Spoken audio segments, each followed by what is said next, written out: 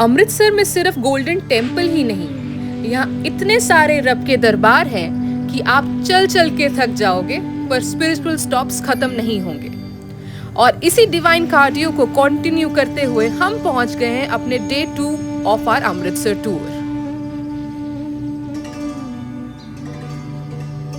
आज की शुरुआत हो रही है एक ऐसी जगह से जो सिर्फ मंदिर ही नहीं, हिस्ट्री और फेथ का पावरफुल कॉम्बिनेशन है, जिसका नाम है भगवान वाल्मीकि तीर्थ स्थल।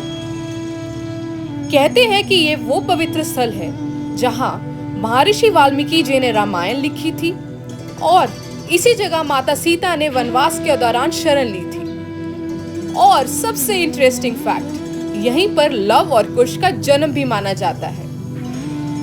मतलब टेक्निकली ये प्लेस एक एंशिएंट गुरुकुल भी था, एक आश्रम भी और रामायण यूनिवर्स का ओरिजिनल फैमिली रेसिडेंस भी।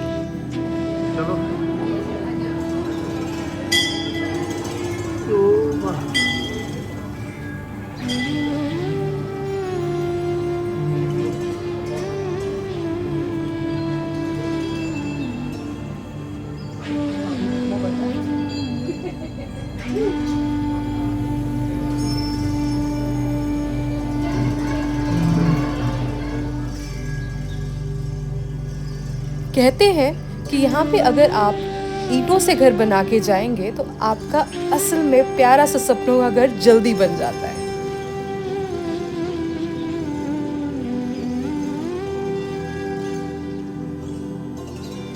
यहाँ पर एक एंशिएंट कुआं भी है जिसकी अपनी ही बहुत ही रिलीजियस इंपॉर्टेंस है। मान्यता है ये है कि भगवान वाल्मीकि तीर्थ स्थल में माता सीता इसी कुएं से जल ग्रहण करती थी जब वो महर्षि वाल्मीकि के आश्रम में रहती थी। इसीलिए आज भी लोग इस कुएं को बहुत श्रद्धा और आस्था से देखते हैं।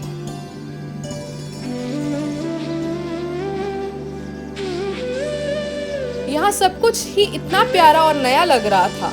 बड़ा सरोवर, मंदिर की भव्यता आपको ऑटोमेटिकली एक साइलेंट मोड में भेज देते हैं।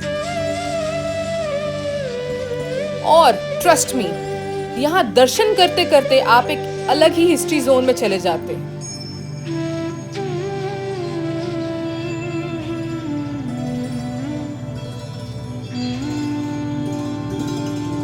जहां आपका कॉन्शियसनेस बस यही इमेजिन करना चाहता है कि कैसे महर्षि वाल्मीकि जी ने यहाँ बैठकर रामायण लिखी होगी, कैसे माता सीता इस आश्रम में रहती होंगी और कैसे लव कुश इस पवित्र भूमि पर खेलते, सीखते और बड़े होते होंगे।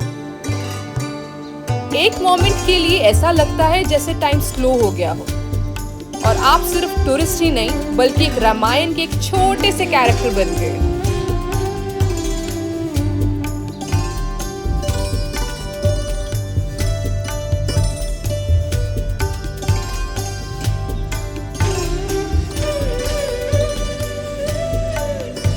मंदिर के अंदर आपको कोई पुरानी गुफाएं भी देखने को मिलती हैं जो इस जगह को और भी स्पिरिचुअल और मिस्टीरियस बनाती हैं। इन गुफाओं से गुजरते हुए ऐसा लगता है जैसे हम किसी इतिहास के पुराने युग में आ गए।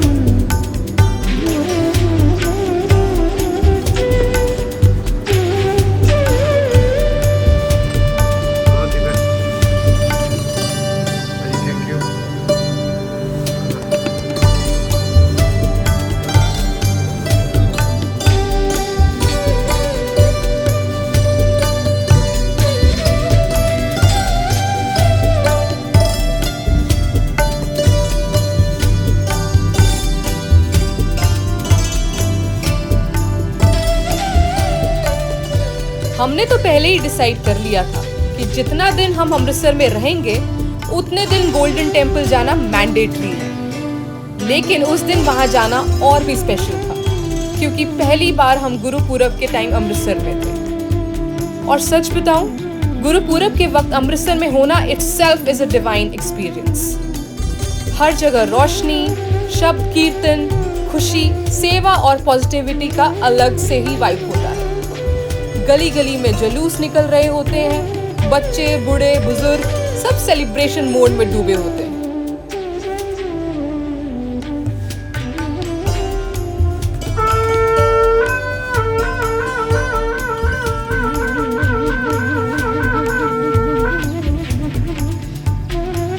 ऑनेस्टली इतने रंग, इतनी लाइट्स और इतनी सारी एनर्जी देखकर ऐसा लगता है कि पूरा शहर सिर्फ एक ही इमोशन फील कर रहा हो, विच इज कॉल्ड ग्रैटिट्यूड।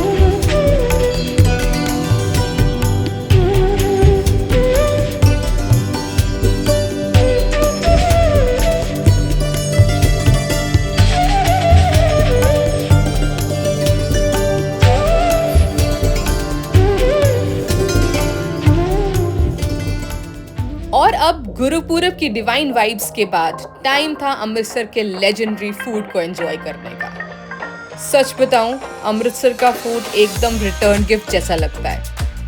मतलब रब बोल रहा हो कि अब दर्शन हो गए हैं तो अब थोड़ा खाना भी प्रसाद समझकर खा लो। हमने शुरुआत करी आइकॉनिक अमृतसरी कुलचे और छोले से, और उसके बाद तो बस रुकने का नाम ही नहीं। आप ये पूछो कि हमने ट्राई क्या नहीं किया। थिक क्रीमी लस्सी, स्पेशली वो पेड़े वाली लस्सी, जिसे पीने के बाद ऐसा लगता है कि अब डिनर की कोई जरूरत नहीं है अगले दिन।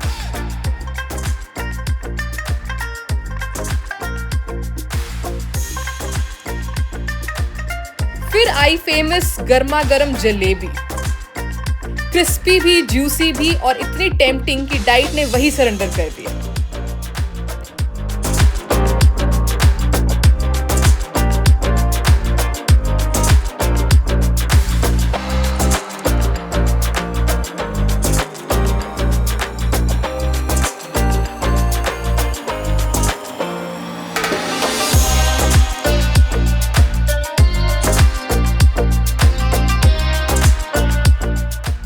और फिर दैट चाट, उफ, उसका नाम लेते ही अभी भी मुंह में पानी आ रहा है। अब था टाइम डिनर का और हम पहुंचे सबवे, जो गोल्डन टेम्पल के पास था।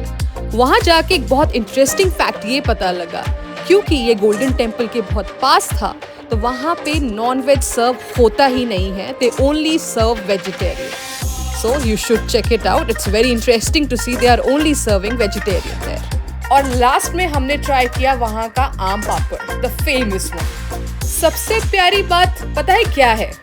वहाँ के लोग इतने प्यार से खिलाते हैं कि नहीं बोलने का ऑप्शन ही नहीं एग्जिस्ट करता। और आप एक बार बोलो बस हो गया, और सामने से आंसर आता है, ओ जी थोड़ा हो ट्राई करो। और ऑनेस्टली अंकल इतने प्यार से बना रहे थे कि देखते ही मन कर गया कि सबके लिए लेके जाना है, और हम भी सीधा सबके लिए पैक करवाने लग गए। खाद्य पीते हार्ट में डाइजेस्ट चीज़ें आई हैं।